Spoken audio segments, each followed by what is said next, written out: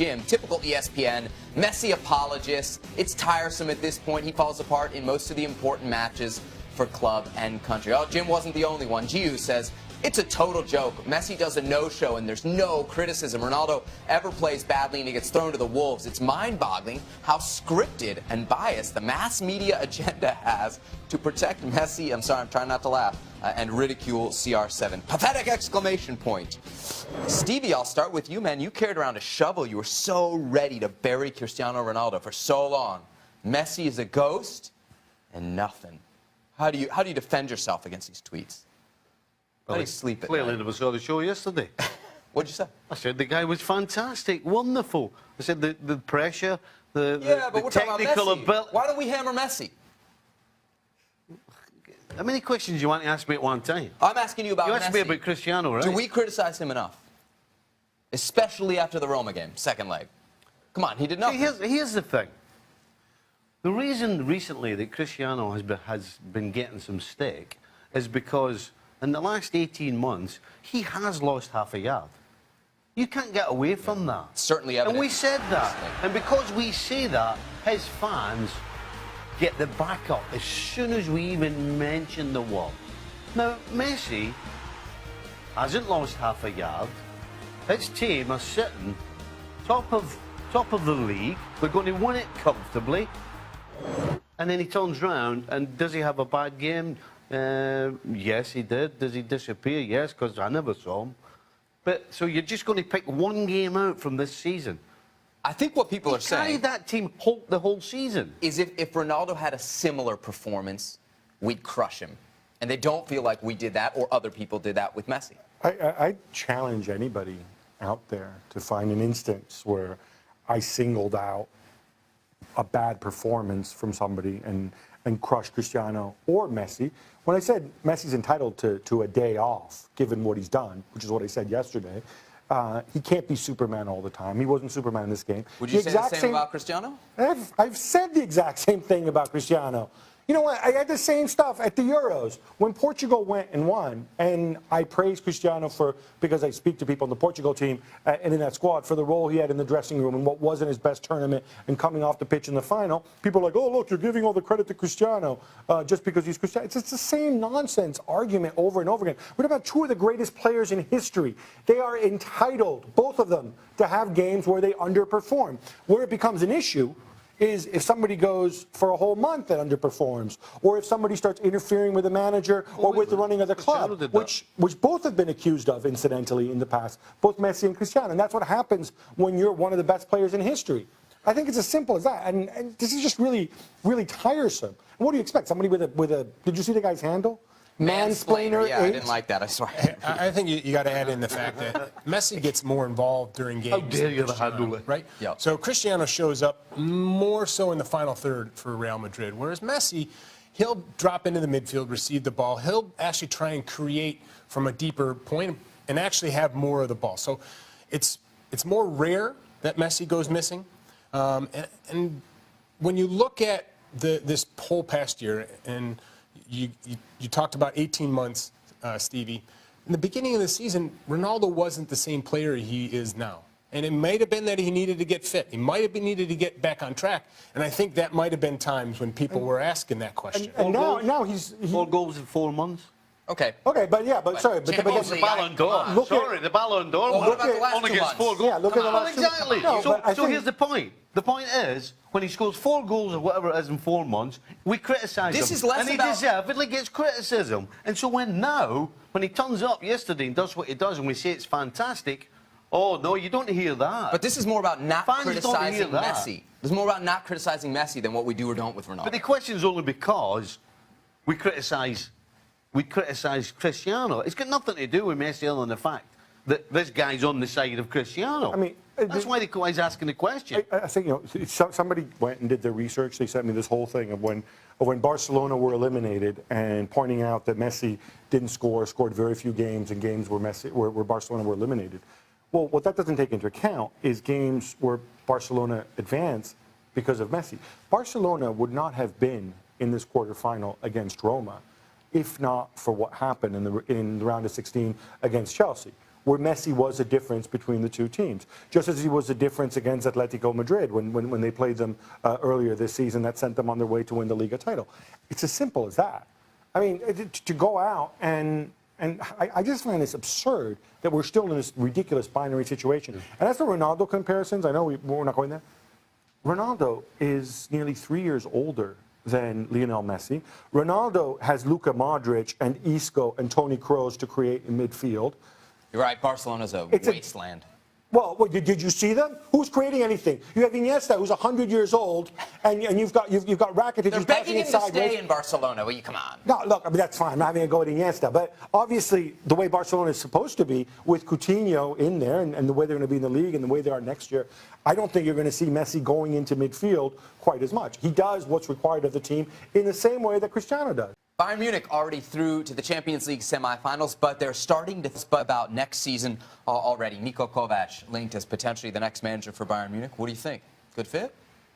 Well, I mean, he's one of hundreds of people who've been linked. I think this seems to be gathering speed. Several well-respected sources in Germany saying that the deal is very, very close.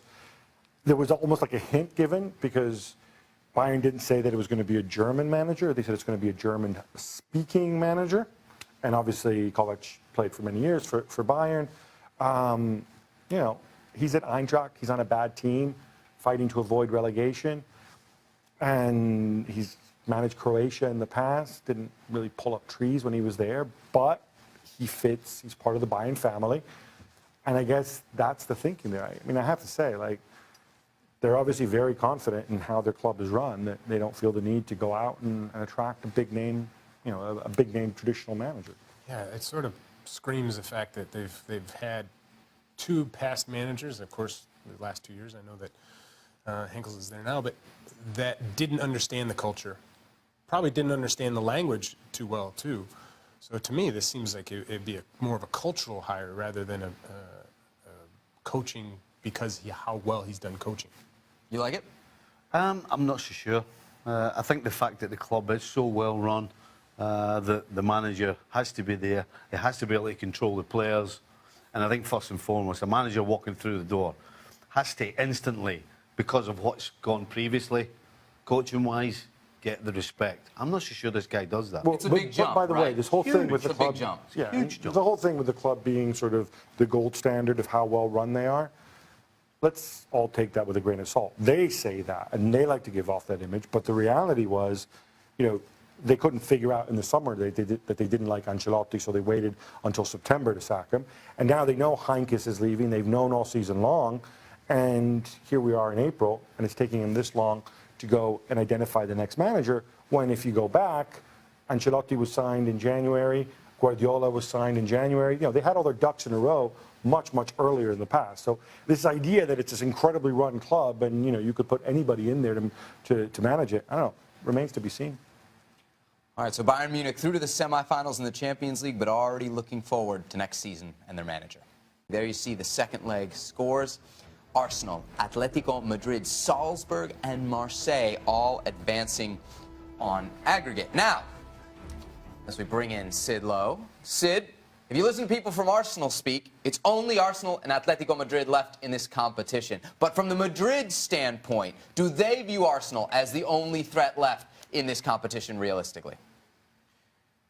No, no, they don't. I think there's a certain amount of respect for Marseille. There's a sense that Atletico are clear favourites, and I don't think they necessarily see Arsenal as being that close. Now, of course, Arsenal are a big name. They're a club that have got players that are well known in Spain, and there is, I think, a feeling that they and Marseille are good opponents. But Atletico Madrid are a team that, while it seems daft to say this, because obviously ifs and ands and all the rest of it, but Atletico Madrid, had they got out of the Champions League group and got into the Champions League format of double-headed ties, they were considered by everybody in Spain a plausible finalist of the Champions League, and so by definition a plausible finalist of the Europa League. Not just that, but there was actually, I think, a sense that once they got into the Europa League, a competition which they didn't want to play, that would only really become genuinely relevant, genuinely worthwhile if they got to the final. And I think that's been the expectation all the way through. And the truth is that within Spain, the mindset is that Atletico Madrid are the strongest side left in the competition. Stevie, do you see this as Madrid, Arsenal, then a drop to everybody else, or Atletico Madrid, then drop Arsenal, then drop to everybody else? I don't see a huge amount of difference between the other three teams. I think there's no question. Atletico Madrid are on an island on their own, and the other three, I think you can toss a coin. I mean, we saw Even Salzburg. Yeah. Oh, I'd rather play against Arsenal than Salzburg. So, Arsenal, I've got a soft centre. Arsenal defensively can be all over the place. Now, I'm not saying Salzburg are the greatest defence and all the rest of it. I'm just saying I don't think there's an awful lot between the other three sides. I think Atletico clearly are the best side left. I don't dispute that Atletico are the best side left. They also have something else that... But you give Arsenal a little clearance there, right? Over Salzburg, yes. Yeah. Over Marseille, the way they're playing, you know, I think Arsenal...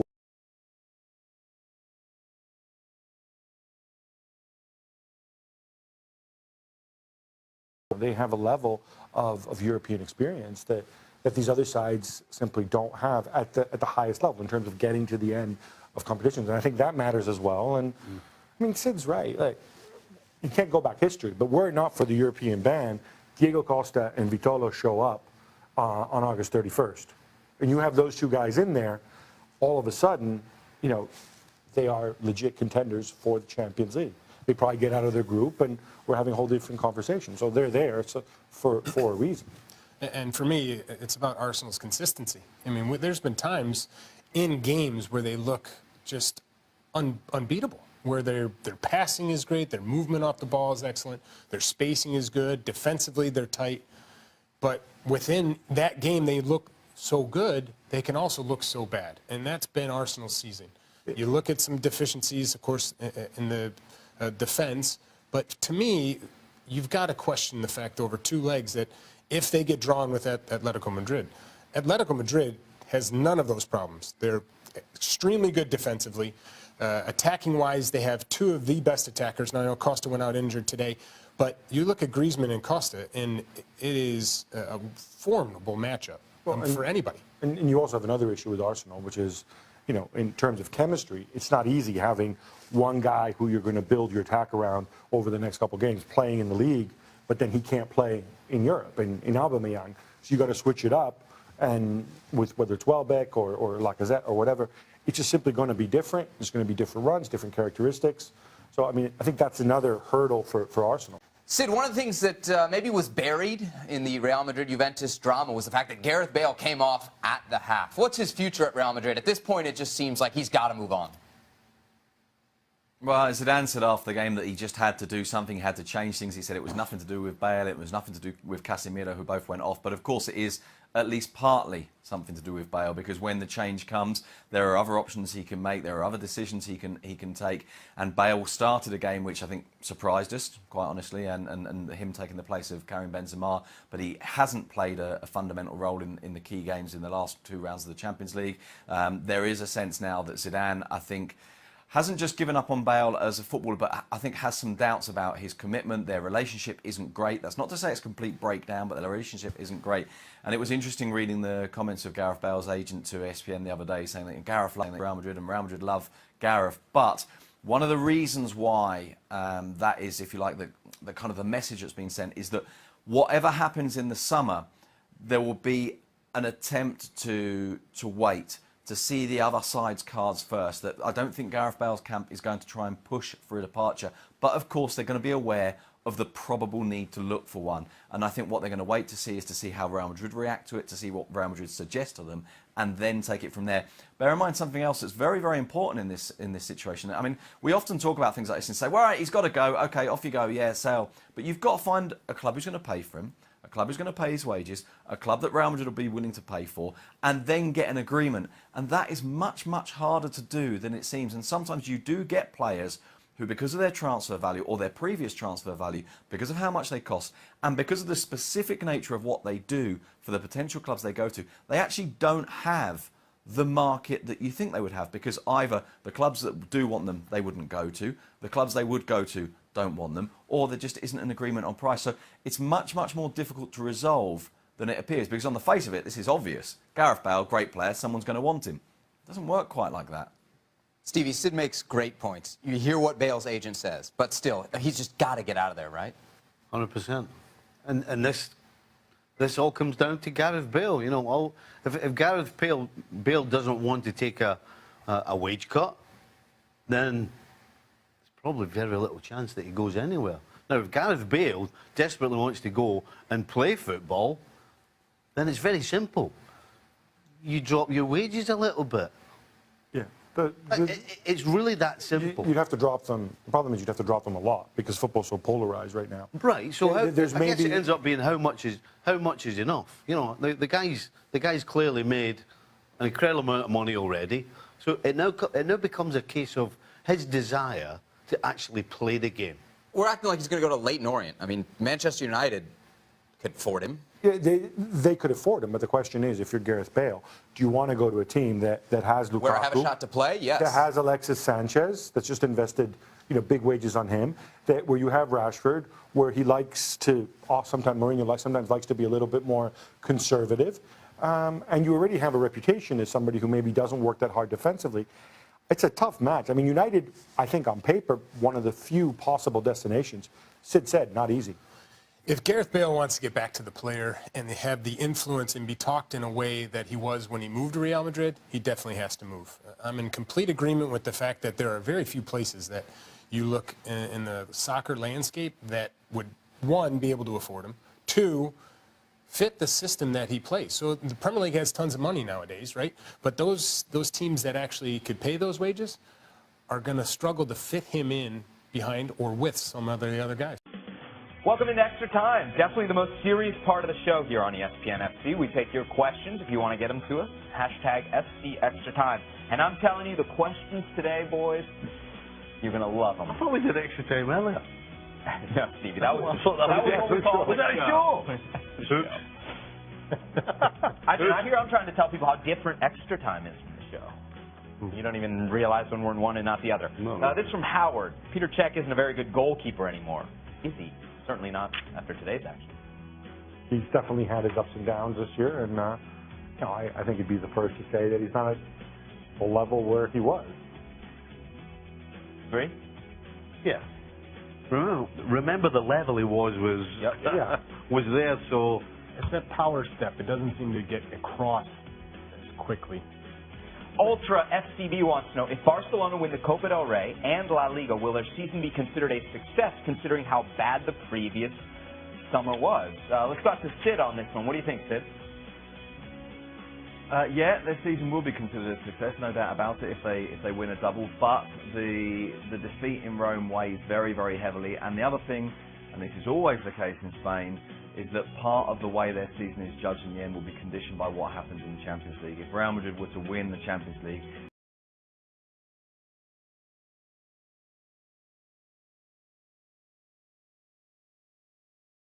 season, given that they're currently unbeaten in the league. Imagine they get to the very end and finish a league season unbeaten. Now, I'm not saying that's going to happen, but it's not impossible anymore. That certainly would be seen as something really quite big. Yeah, but they lost to Roma. Kush wants to know, this is for you. Do people accuse you of being a Liverpool Palmer on Twitter? Do they accuse you of that? Of course they do. Kush, who would you have in your team with the current form? Cristiano Ronaldo or Mohamed Salah? Ooh. Oh. Sorry, are we really thinking about this?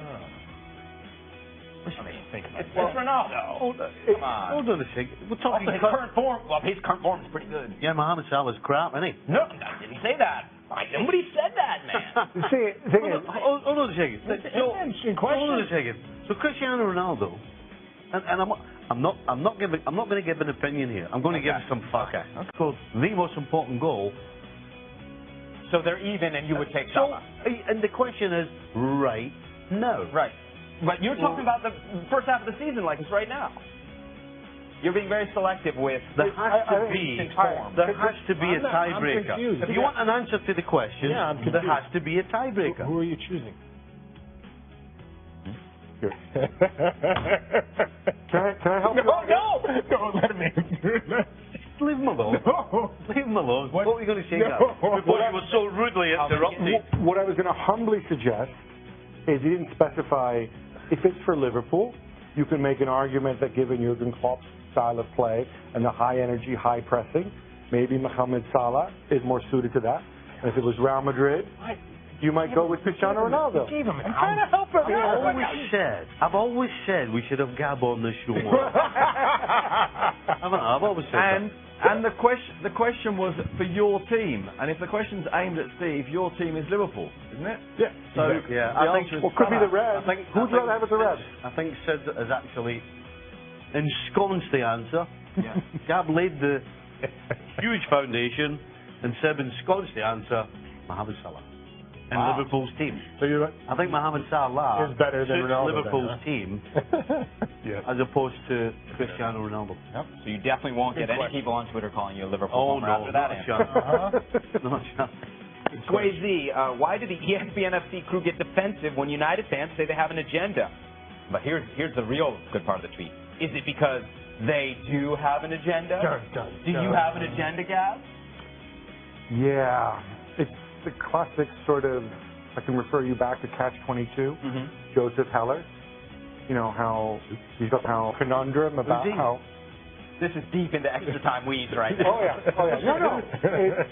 It's the idea that, you know, you being in the Army, you have to be insane, and then you have to pretend you're insane to get out of the Army. I don't remember it very well. Look it up. Clearly.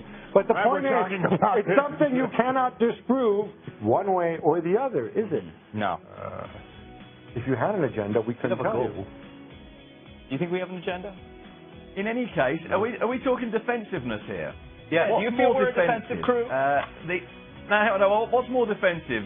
The ESPN crew, of which I suppose I have to include myself, saying, no, we're not. Suppose. Or the Manchester United fan getting all weenie and wipey and moany and defensive about the fact that someone says something nasty about Manchester United. That's defensive. The United fans, that's at Sid Lowe on Twitter. Defending the indefensible there.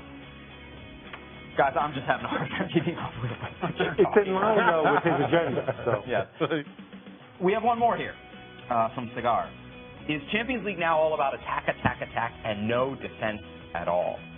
And maybe does that explain some of these crazy comebacks we're seeing? No, it probably, if he wanted defense, you could have looked at the Bayern Munich versus Sevilla game this week. There wasn't a lot of attack there. What do you think? But I mean, you always talk about how I don't think this is. now I don't think that you could turn around and say now. For the